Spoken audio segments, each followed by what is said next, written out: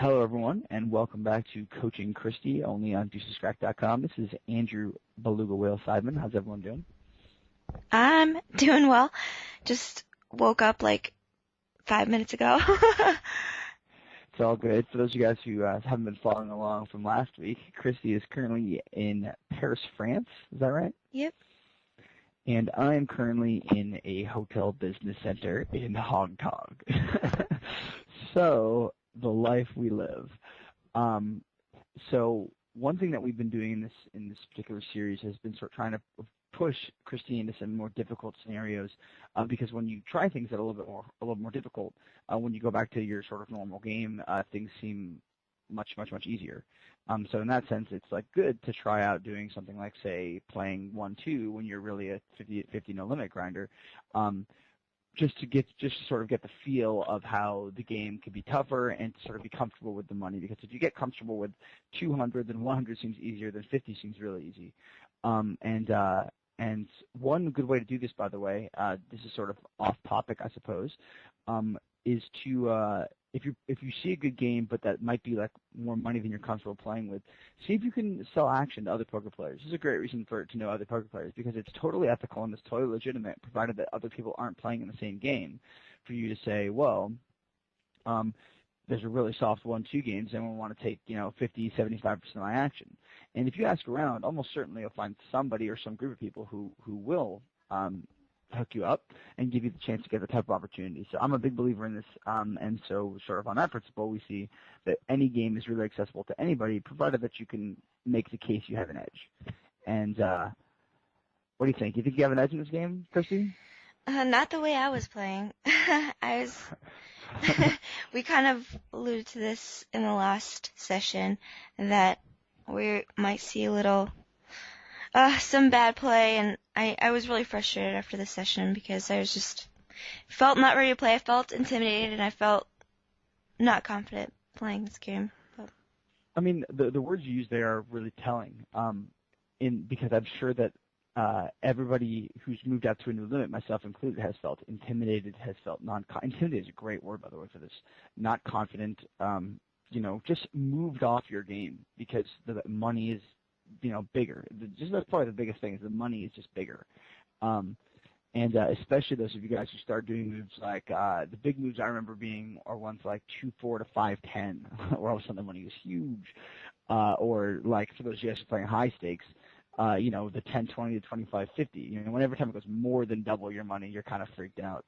And then, of course, anytime you're just playing one limit higher and things get deep, you play a long session and things get deep, and then all of a sudden now you're sitting, you're used to playing $50 at a time, and all of a sudden you're 300 big blinds deep at 1-2.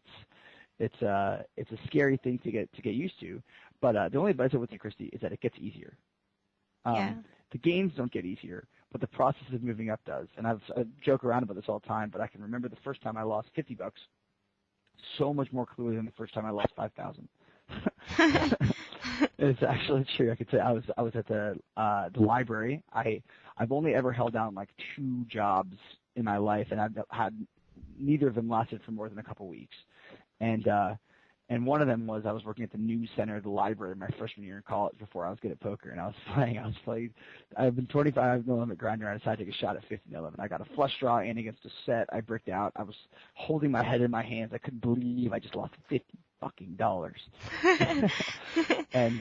And if you had asked me the first time I got stacked at 25-50, I've got no idea. I have no idea. I mean, because part of that was like I'd already got stacked at 10-20 and 5-10 and 2-3-6, 2-4, 1-2, 50-100, or $51. Like it's just like you get the process gets easier and easier and easier. So take note of this. I know you get stacked a few times this session, and all you guys out there who are trying new limits and getting yourself stacked a bunch of times, just know this: you're paying money for a learning experience to make yourself comfortable losing that kind of money. Because you have to be comfortable losing it, otherwise you'll never be able to be comfortable winning it. Mm-hmm. Okay? So that said, why don't we go ahead and hit play and see what happens to Kristy in this wonderful 1-2 session. So as we start the tape, what sort of things did you feel were different about this session relative to maybe the other ones you played in the past? Just a lot more aggressive, and I ran into people that I should definitely be polarizing against, like, I recognize them way quicker, and there are just more of them. Right. I mean, so when you say more aggressive, I mean, do you mean more aggressive pre-flop, post-flop, everything? Everything. What do you think here? Everything. Pre-flop and post-flop. However, let's go ahead and look at these tables really fast, and we can see that there's probably a few decent weak spots here, right? Yeah, the 150 stacks and like the shorter stacks. Yeah, we got a 150 stack on both tables. So that right off the bat tells us we've got a couple of weaker players. It's not really bad to have a or a bad player 2 to your left. Do we just bet out on the turn there? What are we doing there with the 7-9 suited? Well, when it checks around, I just I thought I'd be. I guess I was thinking I was betting for value, but I guess I don't think that even sixes checks around there. Yeah, you're betting for value to get called by sixes on an ace-7 deuce-4 board 3-way. Like, come on now. Yeah. Our hope there in this case is to check it, probably end up checking it all the way down and hope to win a showdown. You know, that's our goal. We can't really get value here. We certainly can't bluff anything because anything that wanted to call, you know, was checking with the purpose of hoping to induce a bluff. And so, I mean, best case scenario for us, it checks through, we spec 7 and bet for value on the river. Most common case, it just checks through all the way, or we check, somebody bets, and we fold. The worst case scenario is we bet ourselves. Yeah. Makes really, really no sense to me. Even though this guy to our left doesn't look like he's good, he probably isn't so bad that he's calling with, you know, pocket fives there. And even if he is, like, think about how often he has those hands relative to ace X. You know, ace X. If he's playing every ace, he's got that way more often. Yeah. So it's just a good spot for us to check fold. Yeah, and it gets worse. I bet the river too. Oh my God! I know. Actually, when the ace comes off, like it's actually not quite as bad to bet the river, just because like. But still, even if he called me with a 7, I can't beat like any 7. You lose to like every 7. I know. I mean, trust me, I know. And I was like, oh, once I did that, I was like, oh, okay, because I had just started playing, and I was just not ready to play. I don't know what I was thinking, and I was like, oh, I'm gonna get in trouble for that. Well, on a lighter note, I like Boom Boom on your left. Knows who you are. Oh yeah. So there's always that. Yeah, it's pretty funny. DeucesCracked people are the best, and they always like say hi. Or I played a scoop tournament for like I don't know 10 hours and made like $100 when I finished like 204th out of like 24,000 people, and it was the most brutal thing ever. But at least there were a few DeucesCracked people who were like, "Hey, like good luck, good to see you." So that was nice, but. Well, I'm going to be your biggest fan because every time you win a big score or something like that, it makes me look awesome. so that's the play from here on out. The king deuce suited would have been a good spot to maybe think about 3-betting. Okay. Obviously, we don't want to get out of hand, but if we're going to choose hands to 3-bet, that's not a bad one. If we were a little bit stronger, like even maybe if we had a hand like king 9 suited there, I might call. Just given the 2 weak players in the blinds, we're going to find ourselves wanting to call really, really wide here, given the way this table dynamic is set up. Whereas maybe on the left-hand table, we might not want to call really wide because it looks like we have 2 regular people on our left. Okay. So we make a 3-bet there against this guy, Ghost Livin, who looks like he's a bad player, which looks really good so far, so I like it. And I think a c-bet here again is fine. Once again, we expect him to most likely end up if he's going to play, end up flatting, which is having him flat or fold there makes this a great c-bet. Having him raise or fold there is a little bit more of a difficult spot for us. If he does raise here, then that's like just kind of sucks. But that said, like it's really not. We don't expect him to raise very often. You know what I mean? Against that kind of guy, if he's raising, he's probably got something monstrous. Yeah. You know what I mean? And so I think that's played well. And by the way, one thing we can notice here, even at 1-2, our plan against a bad player is the same. It's the same as it was back at 25, 50 cent, or 10 cent, 25 cent. which is that, we're 3-bet this guy for thin value because he's going to flat with a bunch of bad stuff. That plan, one of the reasons why we developed this plan and why we make sure we're really solid on it, we're going to use this same plan against fish no matter what limit we're playing. You look at the way somebody plays against a fish at 100, 200, at 500, 1,000. It's the same strategies. A fish is a fish regardless of how much money they have. And the great thing about poker is there's not that many ways to be bad. Yeah. And so it's like you pretty much know, like when someone's bad, you pretty much know what it is they're going to do. And so we can sort of take some comfort in that when we're moving up limits, like at least knowing that, I might not have a clue how to play against some of the better players at this table. You know what I mean? I like boom boom guy on my left or whoever else is good here at this table. Might be that's hilarious that this is called Table Ninja. That's awesome. Yeah, I know.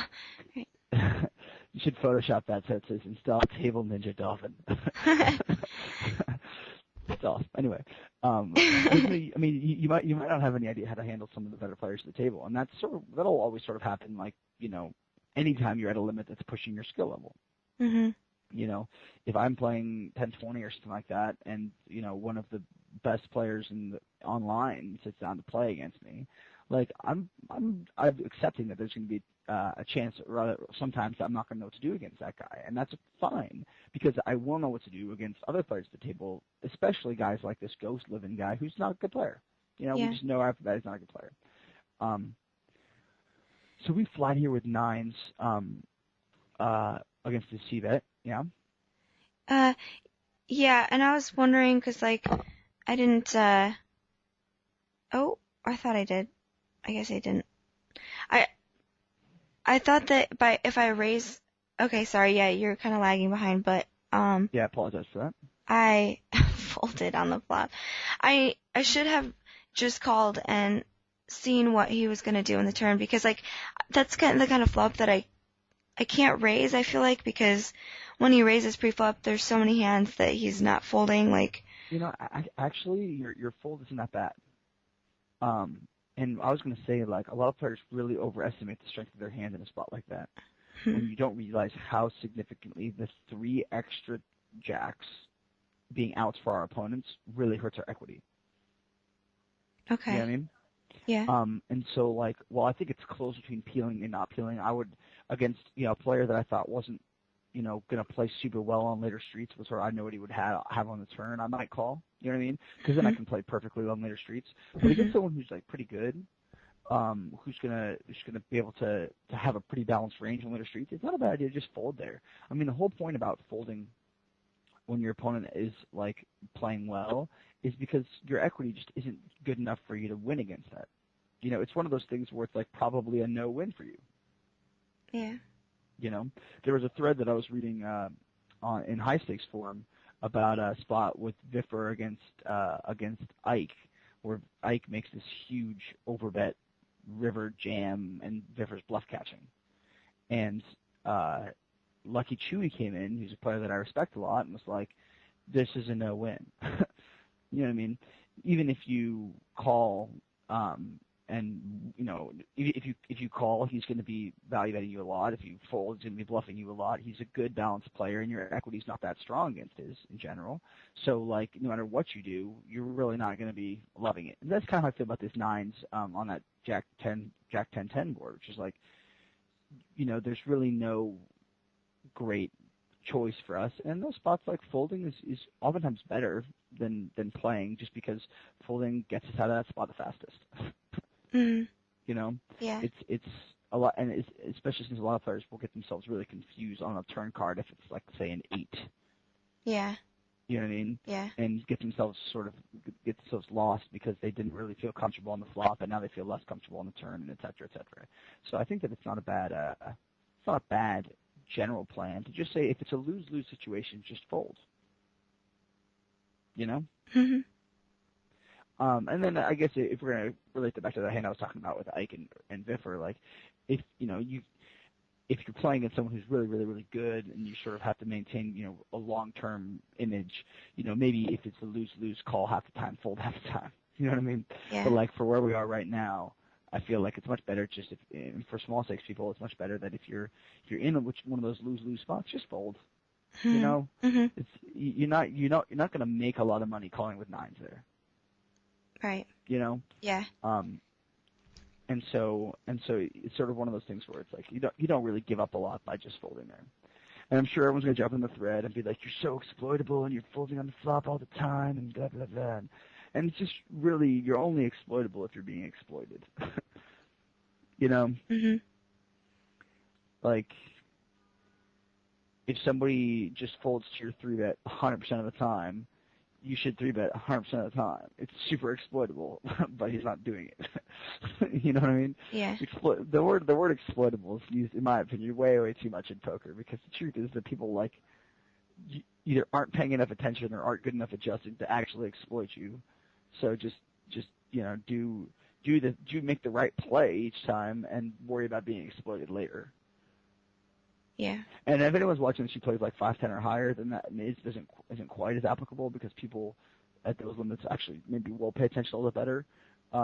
But really, small stakes, mid stakes, like just, you know, stick to the plan.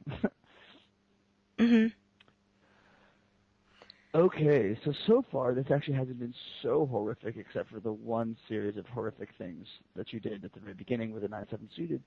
You actually might be able to, I might take some heat for this, you might be able to call with 7-6 suited there against I was going to ask that. Guy. Yeah, I was going to ask that. The only reason being that he's so bad. Yeah. You know what I'm saying? Yeah. If he wasn't so bad, then it's clearly a fold. Okay. But because he's so bad, and you're closing the action, it might be justified to call. Now, let's say if there was another caller and it would be an easy call. Yeah. You know what I mean? Yeah. But just because, like, we might look at this and say, man, I'm remembering what we talked about, like, 5 weeks ago with this, like, the timer over the other guy's head. And this guy has got such a timer. You know what I mean? Like, it's going fast. And it really might be advantageous for us in general to maybe even make a slightly minus EV call to take a chance at stacking him, just so that nobody else does. Yeah. You know what I mean? Definitely. Because it's much worse for us if we pass on that opportunity and somebody else stacks him, just because, like, you know, that's part of the free money at the table. You know, not to mention the fact that it tilts other people when you stack the fish. Yeah. You know, like, that's good players really, really strongly dislike it when they see the easy money leaving. So we can see, by the way, that we're looking at this I like boom boom guy is probably like a relatively loose aggressive regular. You know what I mean? Yeah. He's raising the 6-7 off. Sorry, I'm probably lagging way behind you guys, but he raised like 6-7 off on the button. That's obviously not super unusual. Like, we should probably be doing that ourselves, but it's something that, you know, a good aggressive player, or at the very least an aggressive player, is going to be doing. He auto reloads too, so like you kind of get the sense that he's probably a good player. Yeah. Which means that, you know, we're going to have a very different plan against him than we might against others. You know? I figured he was... Yeah, go ahead. I was just going to say I figured he was decent and thicky because I'm sure that he knew my name from DeucesCracked, so... Yep. That's always a good thing if someone just lets you know that they're like, hey, I watch videos online. Yeah. You're like, all right, that's helpful to know. But so no, I mean, I think that our plan against a guy like this, we have a lot more options on, let's say, like a queen, jack, whatever board if we flop top pair. Clearly, we're trying to value bet this guy, but we have a lot more options on turn and river against a guy like this, in terms of giving him some leash. You know what I mean? If he's calling there with a draw, or he's calling there with a king, right? Something like king jack or king 10, right? We can probably take a check raise turn line really effectively if we think he's aggressive. Do you know what I'm saying? A lot of players would just start firing away there, and clearly he's not going to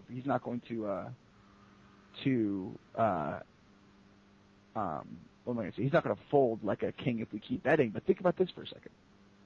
If we check call the turn or check raise the turn, but let's just take check call. We're essentially representing a queen or some kind of draw that picked up a pair on the turn, right? Mhm. We'll get a ton of him value owning himself. We'll get a ton of him bluffing off on the river. And actually, if I was taking a check call turn line, I would take a check call turn, check shove river. Okay, but if you took You a know what I check, but if you took a check raise line on the turn, then what would you do in the river if you just called? And Oh, just, clearly actually, that's a good question. I would probably just jam. Okay. You know, Mhm. I would just jam and hope that he puts me on, a big draw that bricked out. You know what I mean? Mhm. And because it's so hard after he flats the flop there, it's so hard for him to have a better hand than us. Mhm. You know what I mean? Yeah. Like, he has to have a random two pair, or like maybe there's like two possible sets, and slightly discount jack because you might three bet him pre. So it's like really hard for him to have a speed, and we just have to think about what's the best way to get his money. Now this is actually kind of interesting. Against the passive player, it's sort of our ABC plan is every time we had the other guy beat, our plan is to bet. Mhm. You know what I mean? That's like our default, and we're really comfortable with that, and we know how to do it, and I'm sure that was our plan. You know what I mean? Mhm. I mean, in this hand, like, yeah, that was your plan, right? Yeah. Yeah, if he calls us there, we bet again on the turn, we bet again on the river, for sure. Against an aggressive player, though, we might actually have there might be more value in letting him bet it himself, especially if you think about how good players, if you think this guy's good, like good players are oftentimes really quite good at getting away from their hands. Mhm. You know what I mean? Yeah. Players who follow what I've said over the last few years and say things like, people are bluffing you less often than you think, and analyze value ranges and bluff ranges and stuff like that. People oftentimes make good laydowns. And I mean, even before I started saying this, obviously people were making good laydowns, but good players is one of the things that makes them good. The fact that they make good folds. And so it's much better for us to let someone aggressivize themselves off. That sounds way dirtier than I meant it to. But to get really aggressive themselves, especially if that's the kind of player they are. So this guy looks like he might be. He's cold 4-betting and stuff like that. Yeah. Well, because you said against good players, our turn plan is a lot different. So then, with what hands would I be also taking that line, like, so that I'm always taking this line with a strong hand? Like, would I be doing that just as like a check raise turn on maybe? I mean, because I could have a draw there a lot of times. So, and like you said, if I shove the river, like a lot of times he might put me on a misdraw. But would I be also Sure. taking that line with a draw? Well, so this relates me to a couple things. The first is what we were saying before, which is that don't worry about being exploited until you are. Okay, right. You know what I mean? So if like taking a check call or a check raise line on the turn with a big hand is the best line there for value, it's probably not the best line as a bluff. Mhm. Okay. Does that make sense? Yeah. Now, let's say you're playing against a really good player who, you might actually look at, let's say you had a big draw there, and you might say, well, shit, if I check here, this guy's going to bet his king 10, but if I check raise, he's going to get off it. But the problem is that the way the games are right now, no one takes this line very often for value. Mhm. So nobody bet folds for value on the turn. Okay. You know what I mean? So my plan would be pretty simple. If I had a big draw there, I would probably just fire the turn and make a choice of whether or not I was going to fire the river. Okay. Do you know what I mean? Yeah, definitely. And by the same token, if I decide to check raise the turn and I got called, once again, I'll have to make a choice about whether I was going to fire the river. I probably wouldn't, just because I don't imagine that someone calls the turn there very often playing to fold the river. But maybe if it was like it would depend on my draw. If I had like a high draw, I wouldn't. Mhm. You know what I mean? Because I wouldn't expect him to. I could get him to fold any better hands. But if I had a low, and I might, by the way, I might check call too. If I had a high draw, so hoping to pick off a low draw. But if I had a low draw, then maybe I would shove to try to get him to fold like ace high or something. Mhm. Anyway, Yeah, the the reason why I paused this tape is because the very last hand before this, the guy who's on the button now raised into my big blind, and I re-raised him and he folded. Mm-hmm. So this very next hand he raises again, and I 3-bet him again, and I like boom boom re-raises, pretty small, and like I just thought that he's a reg and he knows that like I would be 3-betting a lot here, and when he sees that this person folds to my 3-bet like the hand before, I don't know, I don't know if he does this with like aces or kings or ace king, or so yes. I thought he does do that. Yeah. Okay. Well, I don't know. I thought it might be a good place to re-raise. Well, let's do pros. Let's do pros and cons. Pros. There's a decent chance that he's bluffing here, Mm-hmm. and if he is, because we know he's an aggressive player and blah blah blah blah, and if he is, like, we can win a ton of money here, just with no variance. So that's good. If he folds. If called, it's rarely that bad for us because we have an ace and we're suited, so we're probably somewhere around 30% equity against whatever it is that he calls us with, Mm-hmm. right? Mm-hmm. So that's not the worst thing in the world. Essentially, it's a semi-bluff, try to pick up some money. So in this sense, like, there's a lot of arguments you could make for making a shove here with a hand like ace-4 suited. Mm-hmm. Okay? So, and not to mention the last of which would be, like, against a good player, like, developing a little bit of a crazy image is a good thing. You know? Let's just get paid off when we have big hands, right? Like, Mm-hmm. if we shove here and he has pocket kings and he calls, and whether or not we win or lose, like, he's going to take this line now with ace queen, ace jack, and stuff like that and stack off against us. Mm-hmm. Because of what we should. Now, the negative sides of this. This is a cold 4-bet bluff is like a pretty decent move, but one that gets overplayed very fast, and people don't do it that often. You know what I mean? Mm-hmm. Like, this is as a bluff, this is like a once in a session maybe. Yeah. Bluff. Yeah. You know what I mean? And so the real truth is that, like, is he more likely to be bluffing than value betting? I think definitely not. Okay. You know what I mean? Mm-hmm. That said, he may be bluffing a fair amount, and if maybe we had a little bit more going on between him and in this whole situation, then I might feel more comfortable about this. Or if I had a better hand, like maybe I had a hand like a pocket pair. Okay. You know what I mean? Mm-hmm. Then I would feel like a little bit better. But it's not the worst shove in the world. It's really not. But the most important thing here is I feel like is an emotional response, us not wanting to be pushed around. Yeah. You know what I mean? Yeah. And be like, well, I just, I can't, I have to dominate my table and blah, blah, blah, blah.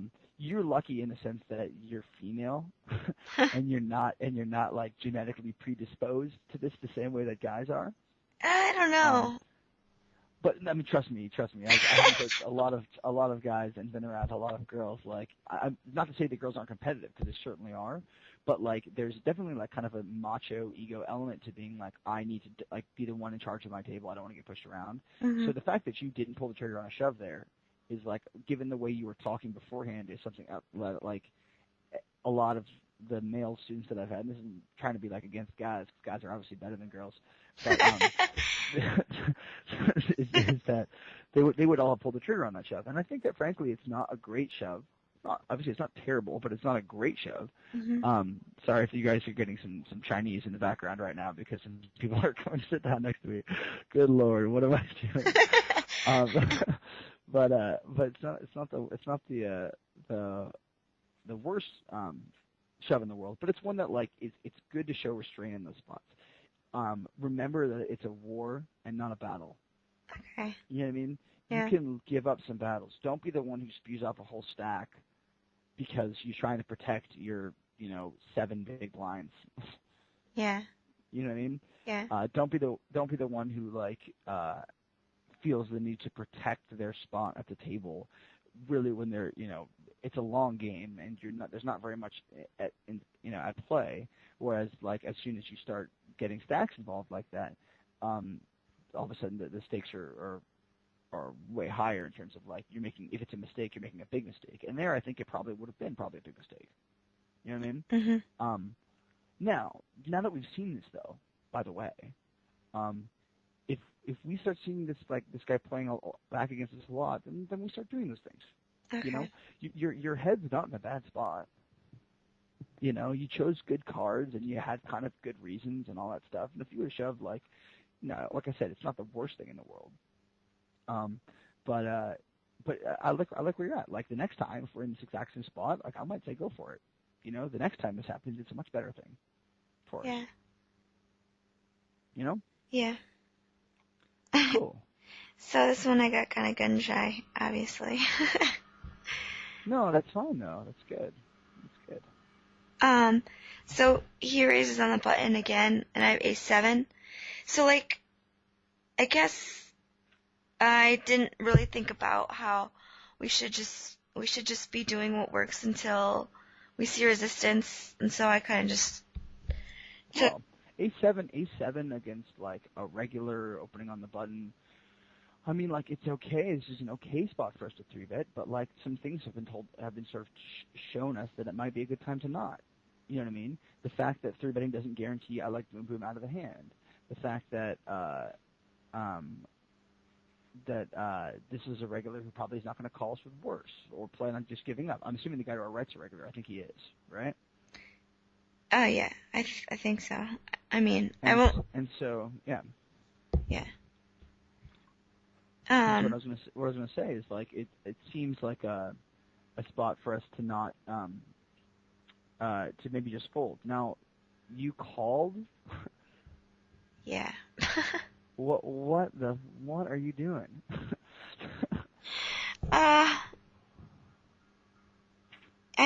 I don't know. What is going on with his hand right now? We take a pretty junky hand. We call out of position in the small blind with an aggressive pre-flop player on our left against a regular for no reason. All right. So clearly this is just a fold or a 3-bet pre and probably a fold. Mm-hmm. Then we check raise on the flop when we can represent nothing. Yeah. What is going on here? This is nuts. You might be on drugs in this hand. Uh-oh. Hold on. And then I feel like you're going to, like, fire. I'm lagging behind, I'm sure, but I feel like you're going to, like, fire the turn big or something stupid like that. Am I right? Yep. There he goes. And then he's probably going to, like, flat. And please don't tell me you, like, just jam the river. Because this would just be, like, would be exactly what a bad aggressive player does. Remember what I was saying before, like, at the very beginning of our sessions, about how, like, the line between a good aggressive and a bad aggressive player isn't very thick. You know, it's like this only difference is that a bad aggressive player has really they play bad cards and they have really no justifications for what they're doing. Yeah, I know. They're just being aggressive for the sake of it. Whereas a good aggressive player knows what they're representing. They know, what cards to play in the first place, whatever. What you just did in that hand is really what happens when a thinking player tilts. Yeah.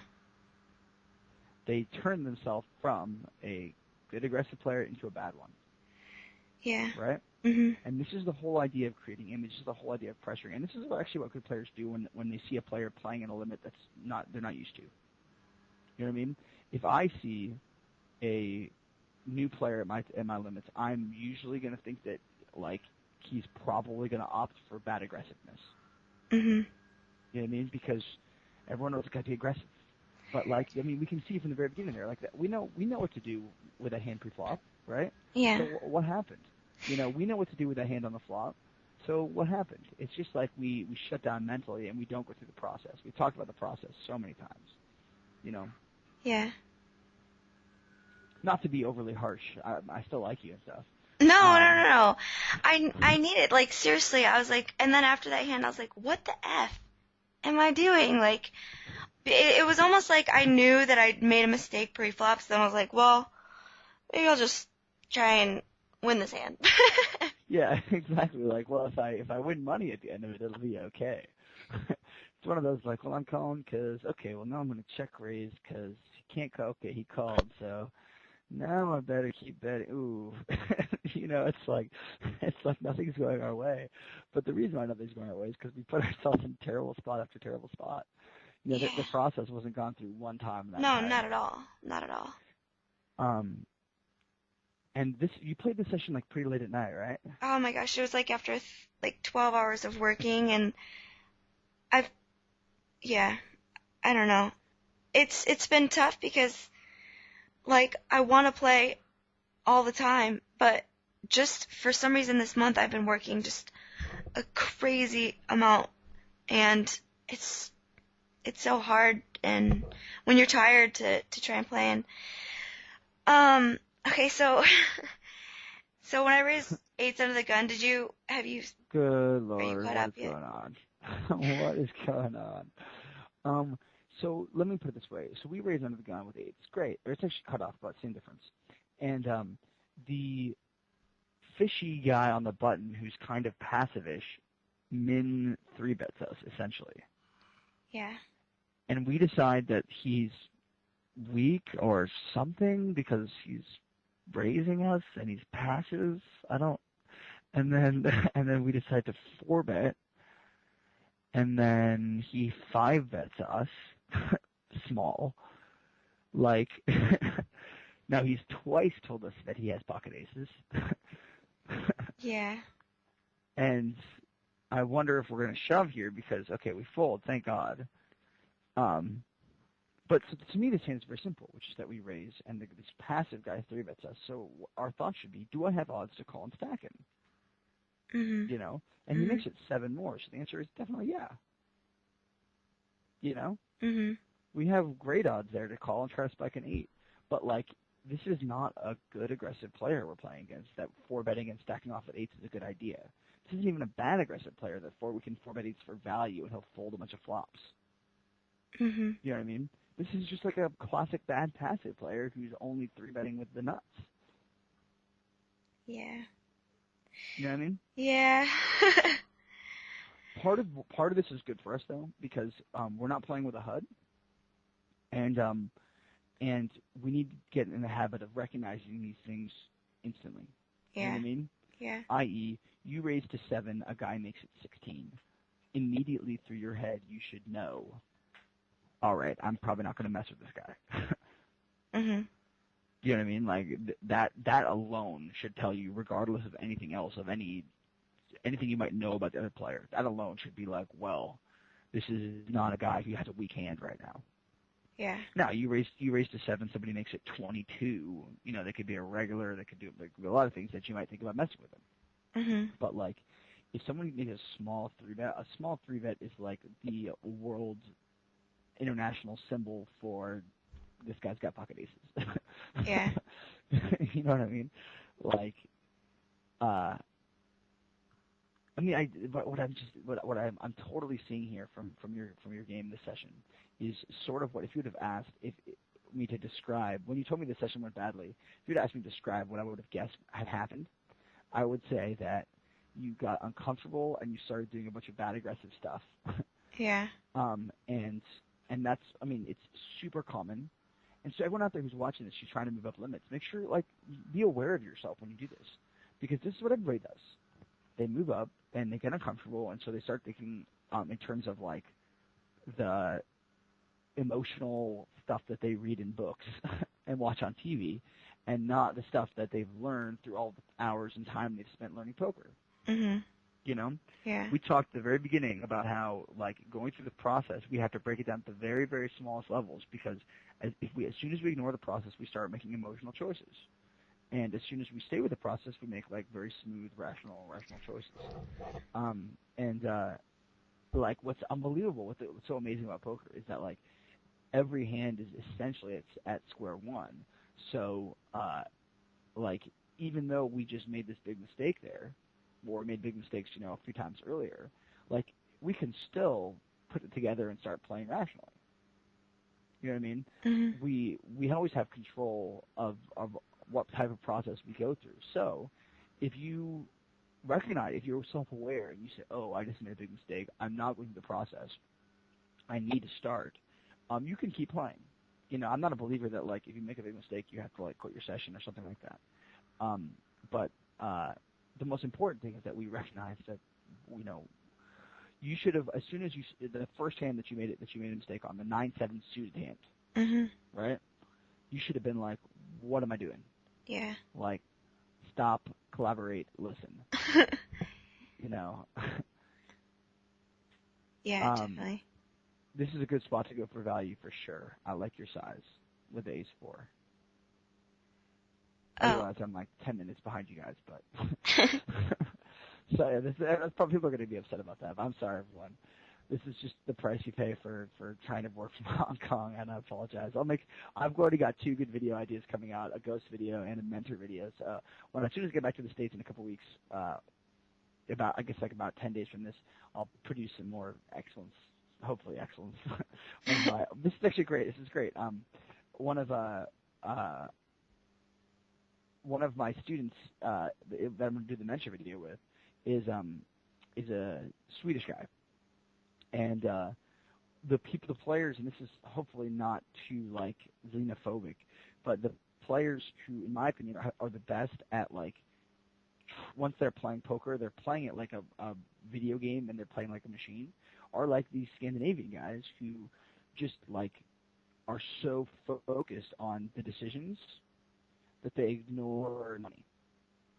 You know what I mean? Mm-hmm. I always love watching Patrick Antonius interviews where they're like, so what happened? Like, it's like, oh, I lost like $2 million. They're like, how did you feel? He's like, oh, I took a nap. Yeah. Well, that was our technical difficulty of the day, which I'm not including the time that everyone started speaking Chinese around me really loud. That was slightly different. But I want to make sure that what I was talking about was a super important strategy piece before I got cut off, which is that anytime you see Chuck from DeucesCracked, you need to get him drunk and ask him to talk like Patrick Antonius. That's super important. Your win rate will go way up. At least, like, your life happiness will definitely skyrocket because it's hilarious. That sounds awesome. His Joe Tall is good, too. His Joe Tall is very, very good, worth hearing, especially for those of you guys who watch Joe's videos and stuff like that and are familiar with Joe's slow and patient delivery. You'll really appreciate everything that Chuck has to offer. I'm excited. Hopefully I'll get to meet a bunch of DeucesCracked people this summer. Oh, you will, for sure. You will. So I paused the tape here because, so I raised ace-jack in the cutoff, and I got called by the button, and someone who I purpled as a bad aggressive player. And I bet the flop and the turn. And I don't know about the turn bet there because, right. Unfortunately, because of this board texture, it looks like you have very minimal fold equity. Mm-hmm. And remember, our playing against bad players in general, whether they're passive or aggressive, is that we don't bluff them. Yeah. You know, their defining bad characteristic is that they never fold. Mm-hmm. And so I think that it's better to check the turn. Okay, gotcha. So you're thinking about making a call on the river here, or what? Yeah, I'm thinking about it. Hoping he's got ace-7 or king-jack or something?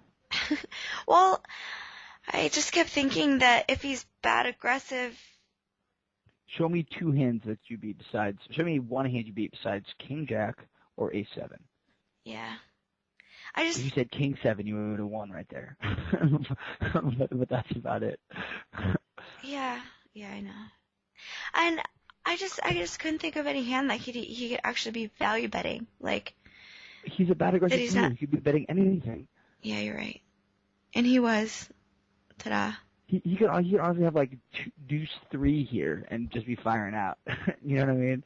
Like, this is unfortunately a spot we have to fold. Okay. I mean, count up the hands you beat. Yeah.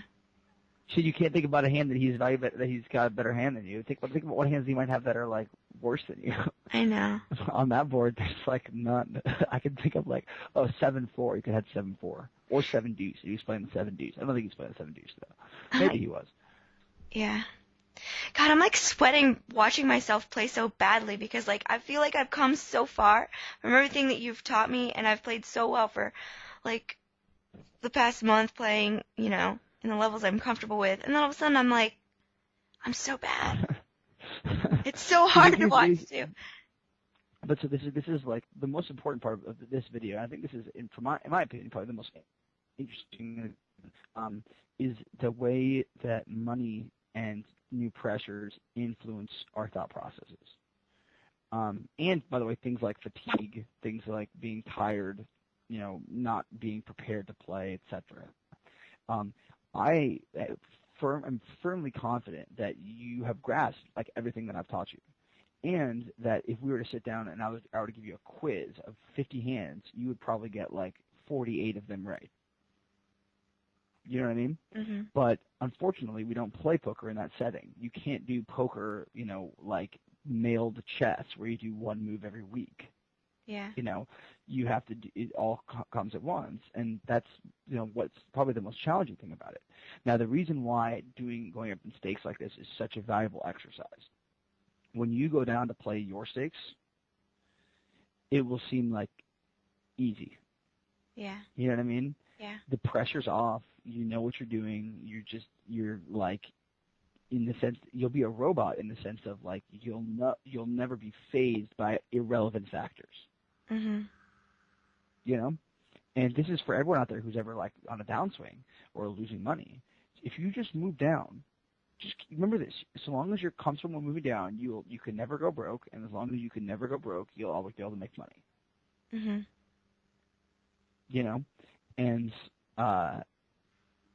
And so yeah, I mean, when you play at your normal limits, if you've been playing higher, this is going to be it's going to be good for you. It's going to be real good for you. Why don't we roll some tape and we'll watch another 10, 15 minutes, something like that. Okay. There's a hand that I really wanted to talk to you about, and I hope it's coming up soon because I think it's in the next couple minutes. Okay. It was the big stack hand of the session. I hope it's better than the ones we've seen, but I got a feeling it's not. Yeah. It's probably not. It's okay. It's okay though. Oh, at the very least, you're in Paris. You can go have a croque monsieur. It's really good, dude. French food. I mean, I gotta say, while dim sum is my favorite overall food, French food is my favorite nationality of foods. Yeah, everything is good here, and they put cheese on everything. Cheese and butter and cream sauce on everything, and it's amazing. Okay, technical difficulties part 2. So this is the hand that you got in trouble with. Is it the Queen 9 or the King Deuce? King Deuce.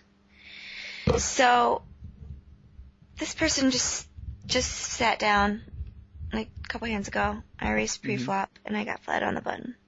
Mm-hmm. So, okay, let me play it. So you flop a big draw. Mm-hmm. And you bet. Mm-hmm. And the other guy raises.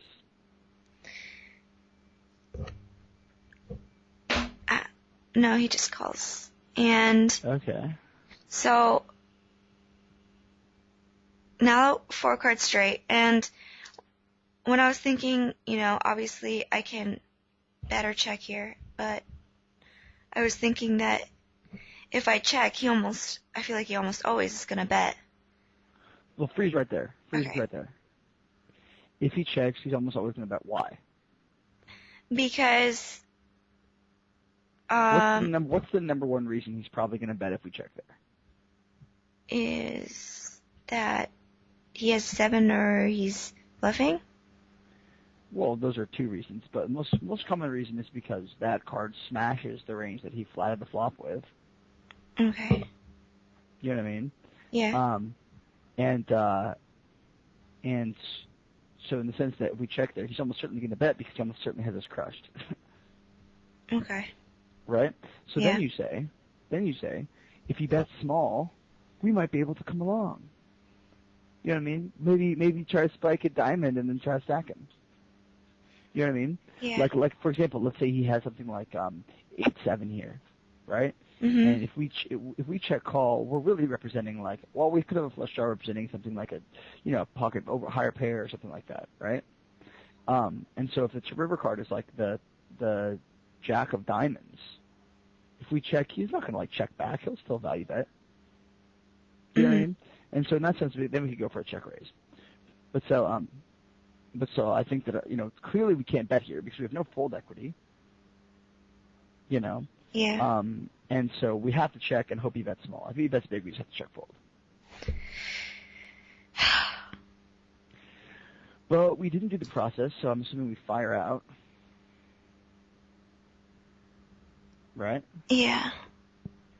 And then don't tell me he, like, raises and then you, like, come over the top or something. Yeah. Well, okay. But you had 4, there were 2 diamonds in your hand, there were 2 more diamonds out there, right? So that's 4 of them, right? Well, oh, it's so bad. Because, okay, I was thinking that, yeah, fuck, I don't even know. I just said the F word, I'm sorry.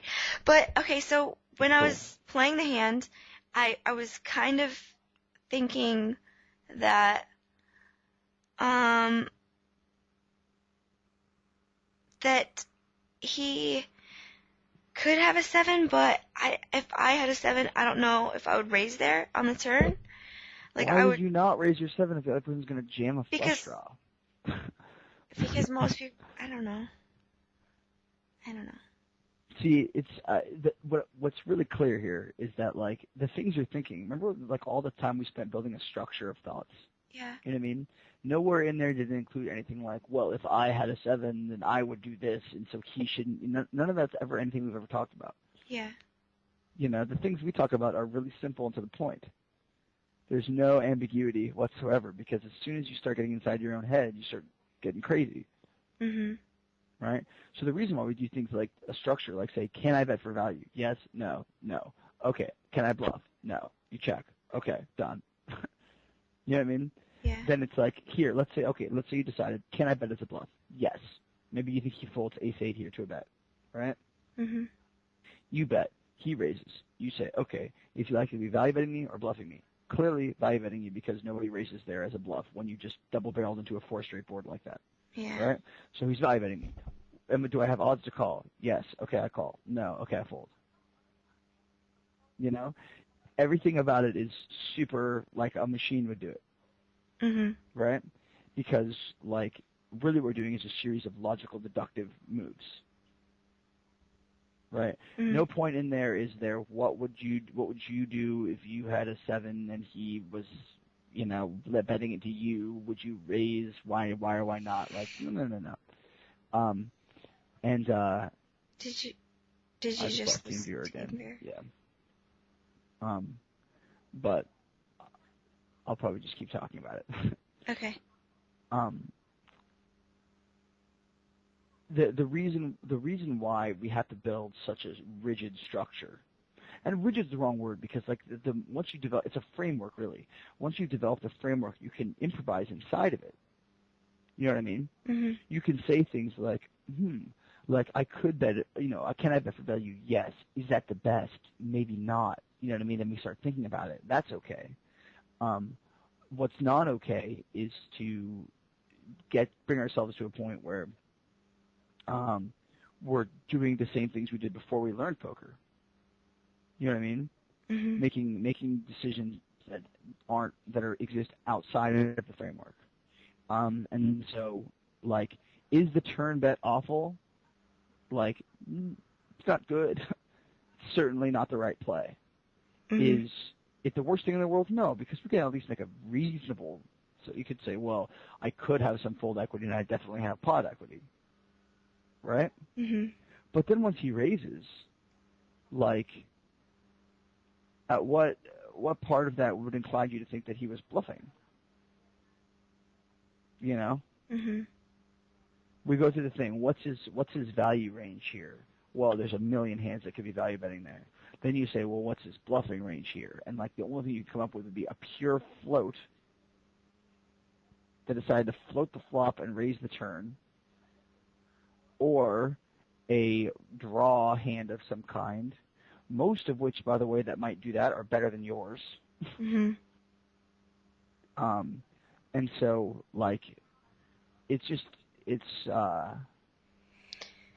not inconsistent with what we've seen throughout this whole session, which is, like, when you get uncomfortable, and this is something that's important to know about yourself, when you get uncomfortable, you go into bad aggressive mode.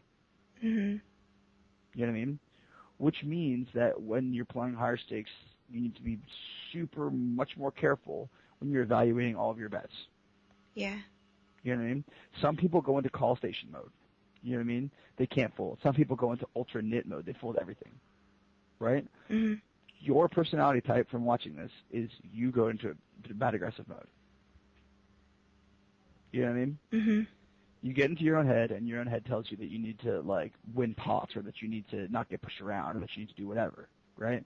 And for you, as a player, what's going to need to happen is you're going to need to be much more careful about how you're betting when you're uncomfortable. Okay? Yeah. Don't worry, though. I still like you, and I really want you to go have a crepe after this and make yourself feel excellent. This is like, it's good, but it's like torture. I'm sorry. I don't mean to be the executioner here. No, we can all be friends. No, don't be sorry. You're the best ever. Why don't we watch this King Jack hand? Okay. And then maybe we'll how much time have we been going for? Maybe we'll call it good after this King Jack hand. Okay.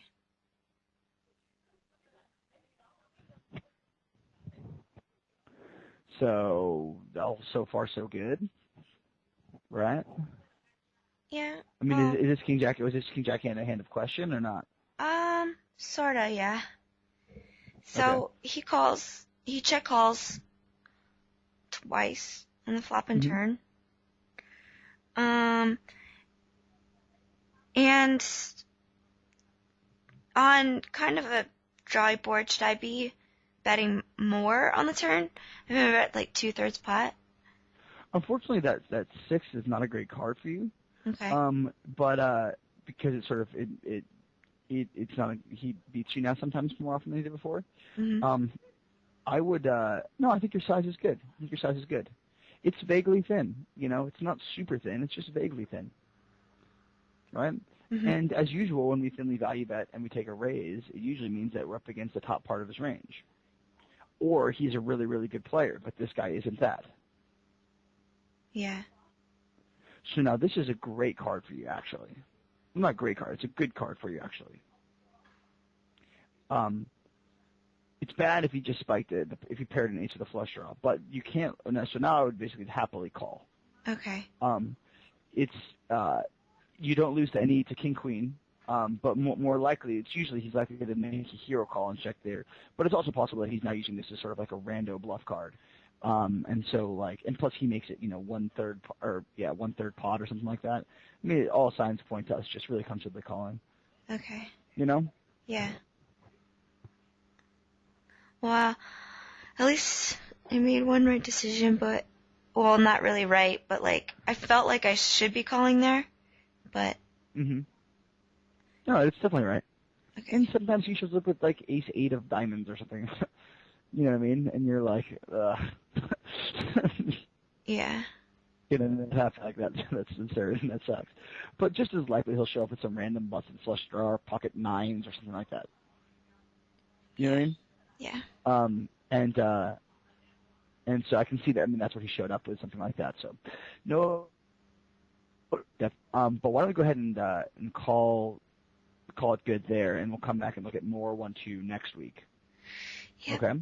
Okay. Go have a crepe.